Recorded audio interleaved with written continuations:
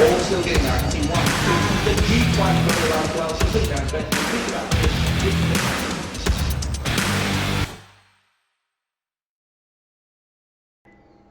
Hi everyone, John McLeod from Macbet. We're just going to go over how we played last Saturday at Ipswich. Track played really good, I thought. Fence may have been a touch off, just right on the fence, but you know, a couple of horses did come along there, and the only reason why I'm saying that the fence could have been a touch off was a few horses sat wide and kept on going not too bad, so there was a few closes out wide. As far as we went, our turnover was probably a little bit down. I think we turned over around 12,500, you see there, and we won just over 5,500. Now, the reason why I'm saying that turnover was down a little bit is just because a couple of horses that we liked, there was a few issues with them, whether we trusted a couple of the sectionals and everything, so we backpedaled a little bit on them, whereas we probably should have gone forward. Just look at this first race, you can see how they've gone out fairly slow. They've gone out 14.7 lengths slower than average and got home pretty quickly. Now, I haven't put in the black bookers in this race, but Igor is definitely a black booker. Hit the line good. It was a nice run. That horse should have won, I think, if they went along quicker than that. The kid on Bangers and Mash rode it perfectly, took off at the right time and just pinched a break. So it went really good. Igor, we threw something on Igor and Nix. We thought they were the two milers, or we're going to get the strong mile, but as it turned out, with the pace being so slow, it was more or less a sprint race. So what we were thinking, that a lot of these leaders like Bangers, Mayo, Ready for Magic, and Treasure and Gold, and Medieval Rocker were all going to struggle at the distance, and these two are going to be closing. Nix and Igor, the way the race was run, just it made it very hard for the two we were on. We actually sent it out as an average speed, which we were wrong there, so that's the reason why these on-pace horses were able to win. This next race, what do we do here? Pace was slow, and they got home not too bad, just a bit above average. These are not very good horses, I wouldn't have thought. We've actually started doing a meow runs of the week, and I've thrown Milkman in as our first meow. I thought this horse goes quite good, but geez, he had a chance. I know he's got the big weight, but he came out to the right part of the track on the corner, and he should have been able to put those horses away. So he either needs a spell, this horse, or he's got plenty of meow in him. I think horses to follow out of that race, probably nothing really, because I'm just a little bit concerned that that last sectional wasn't better than what it was, which probably should have been. It got out to about $293 Milkman at the finish.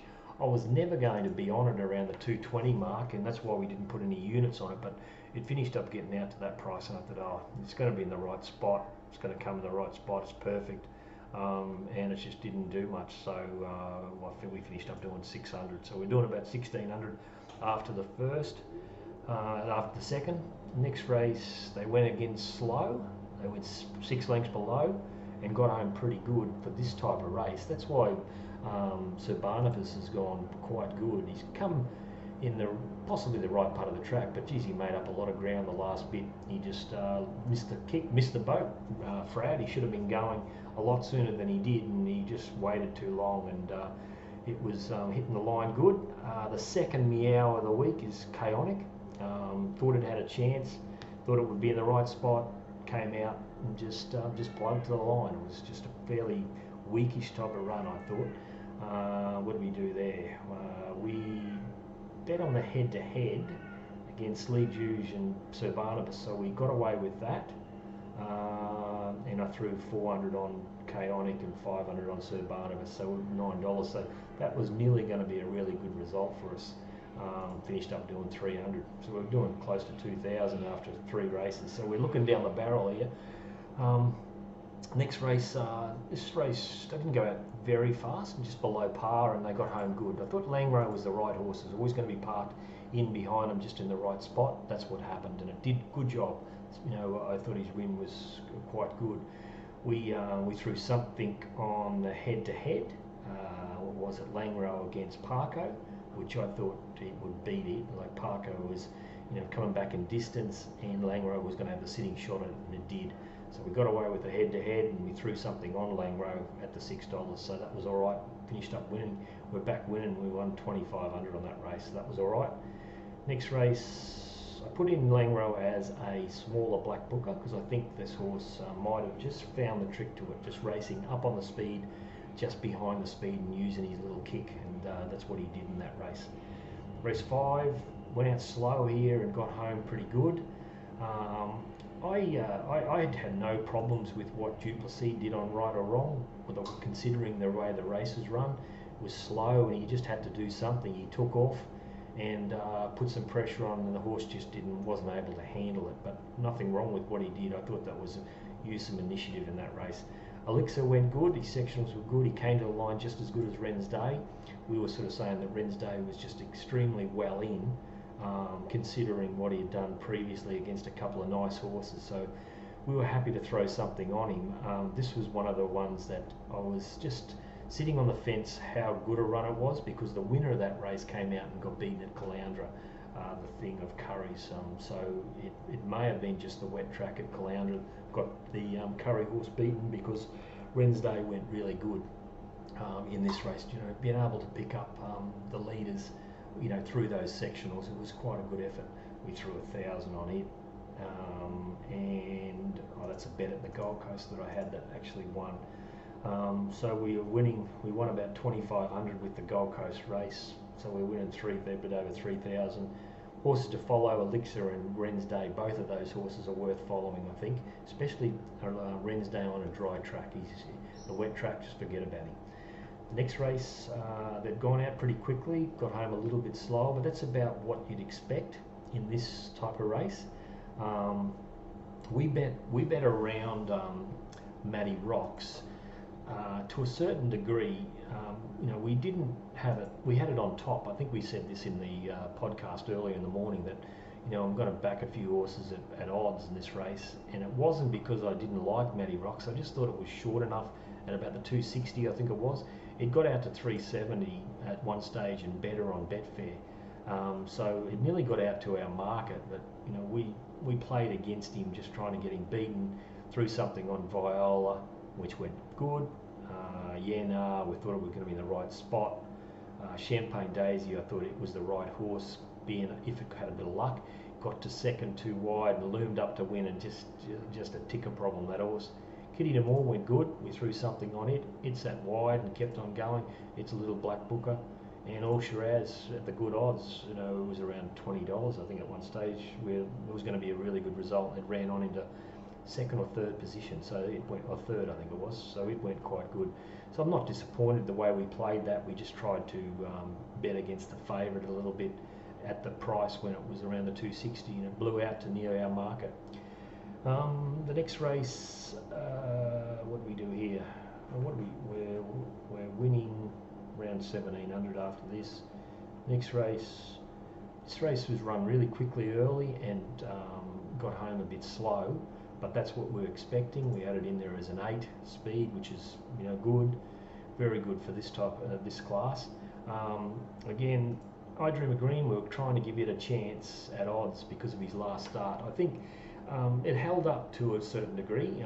He just was vulnerable. He come through, hit the front, and then just the last little bit, he just peaked on his run, and he only probably got beaten half a length out of second spot and more in fourth. So it was we nearly pulled off something there at good odds.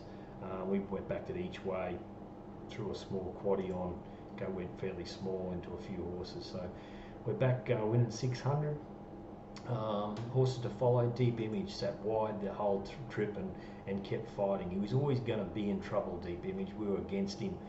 He blew out in the market, but he did go all right still. Next race, they went quick again, got home a little bit slow, but that's about what you'd expect.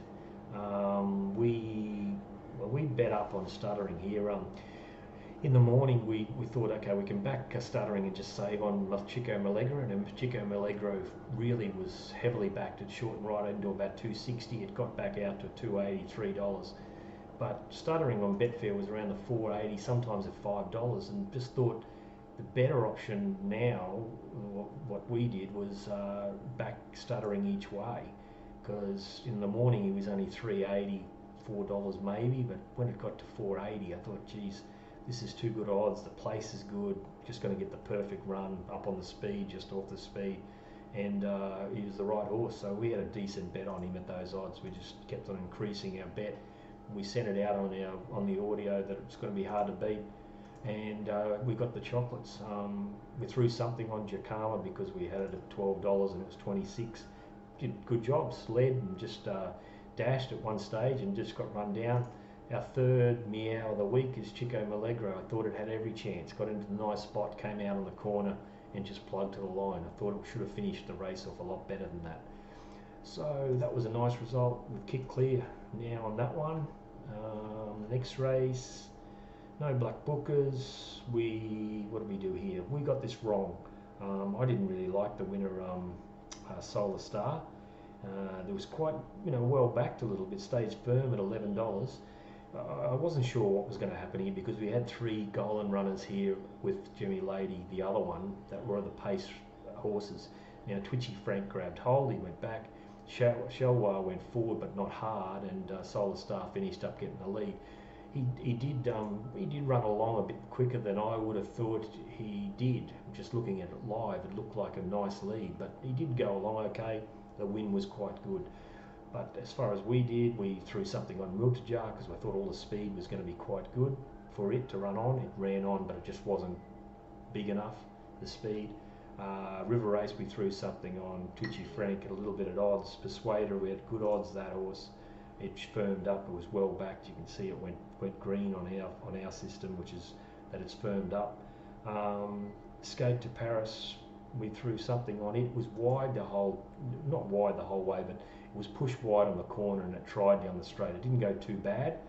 It was a nice little result, and we threw something small on Lunar Light, but all in all in that race we got it wrong. But we finished up winning something on the day, and I think everyone should have won off the audio, and even on the units they should have been able to win something. That's about all for me. You can see all our black bookers and our three meows of the week. They're horses that we didn't necessarily back, but to us they just didn't put in. That was Chico Milagro, which we didn't back. Thank God it didn't win, but it did cat it. And what's the other two earlier? Chaotic, just just threw the towel in, didn't really finish off, and the same with Milkman. All right, that's all from me. Cheers, thanks.